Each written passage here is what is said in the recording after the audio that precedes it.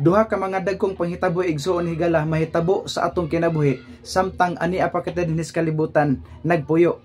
Kining panghitabo igsuon walay pitsa, walay bisan usa nga nasayod nga mo abot mahitabo kini sa atong kinabuhi.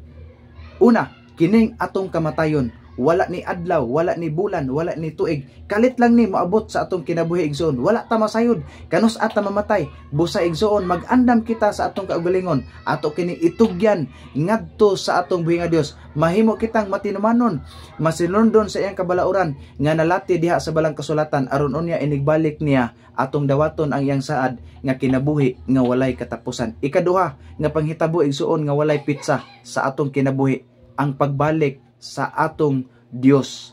Walay bisan usa nga nasayod. Ang Matthew 24:36 nag-ingon nga bisan pa ang mga manulunda sa langit wala masayod, bisan si Ginoong Hesus mismo wala masayod kanus amo balik ang Dios Amahan. Siya lamang ang nasayod igsuon. Busa ang tambag nga mag-andam kita sa atong mga kaugalingon, magkinabuhi kita nga mahimong uyon o kahimut-an sa atong buhi nga Dios, mahimong matinumanon sa iyang mga kasuguan, mga kabalauran nga nalatid sa balaan nga kasulatan. Aron unya igsuon higala inigbalik niya.